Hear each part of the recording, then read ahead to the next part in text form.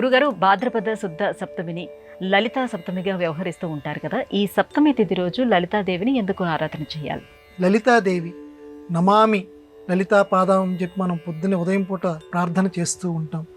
మరి ఈ లలితాదేవి సంబంధించి మనం దేవీ సహస్రనామాలు అనే పేరు కంటే కూడా లలితా సహస్రనామాలు, దుర్గా సహస్రనామం కంటే కూడా లలితా సహస్రనామం చాలా మనకి ప్రసిద్ధమైనటువంటిది. ఎందుకంటే మానవుడి యొక్క ప్రవృత్తి లలితమైనది. లలితము అంటే బాగా లేతదనం అమ్మ.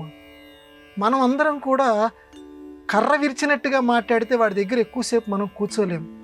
అదే మృదువుగా చక్కగా ఎవరన్నా మాట్లాడుతుంటే ఆ చెప్పు అని వాళ్ళు చెప్పేటువంటి మాటల్ని మనకి వినబుద్ధేస్తుంది. అలా బిడ్డని తల్లి లాలిస్తుంది, నాన్న నాన్న అని మృదువుగా లాలిస్తూ ఉంటుంది. అలా లలితంగా మృదువుగా చెప్పేటువంటి తల్లి కాబట్టి ఆవిడ్ని లలితాదేవి అన్నారని ఒక కథనం. గొప్ప తల్లి ఆవిడ, మాత. కాబట్టి ఆ లలితాదేవికి సంబంధించినటువంటి లలితా పంచమి ఈరోజు. ఈ లలితా పంచమి అని అంటే అమ్మవారికి సంబంధించి నువ్వు కనీసం ఆవిడ పేరు తలుచుకో. లలితా శాస్త్రం చాలా మంత్రశక్తియుతమైనటువంటిది.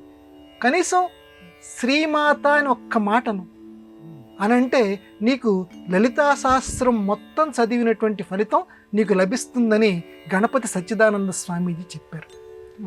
ఆ ఒక్క పదాన్ని గనక నువ్వు, ఎందుకంటే నీకు అంత సమయం లేదు, మొత్తం నువ్వు చదవకపోయినా అంటే మొత్తం మానేసేయమని చెప్పి అక్కడ అర్థం కాదు.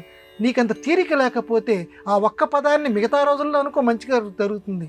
కనీసం ఈ రోజైనా లలితా పంచమి, ఎందుకంటే అమ్మవారు భూలోకంలో అవతరించినటువంటి రోజుగా దీన్ని చెప్తారు లలితా పంచమి. అందువల్ల ఆ లలితాదేవిని ఈరోజు అమ్మ మమ్మల్ని అందరినీ కూడా పావనం చేయటానికి నువ్వు అవతరించావు.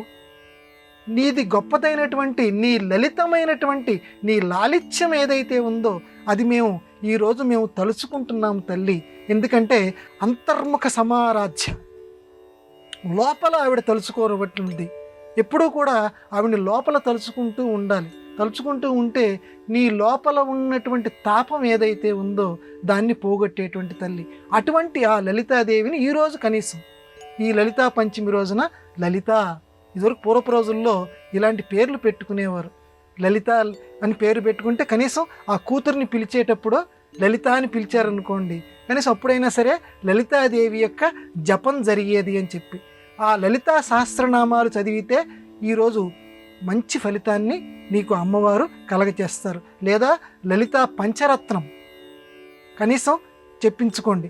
నా వల్ల అది కూడా కాదండి అని అంటే కనీసం లలిత లలిత లలిత అని 10 సార్లు లలితాదేవి యొక్క నామాన్ని ఈరోజు నువ్వు తలుచుకుంటే నీకు మంచి ఫలితాన్ని అమ్మ నీకు అనుగ్రహిస్తుంది. ఎందుకంటే ఆ లలితాదేవి దుర్గుణాల్ని ఒక సక్రమమైనటువంటి పదంలో పెట్టేటువంటి తల్లి, నీ కాంతిమయంగా నీ జీవితాన్ని చేసేటువంటి తల్లి.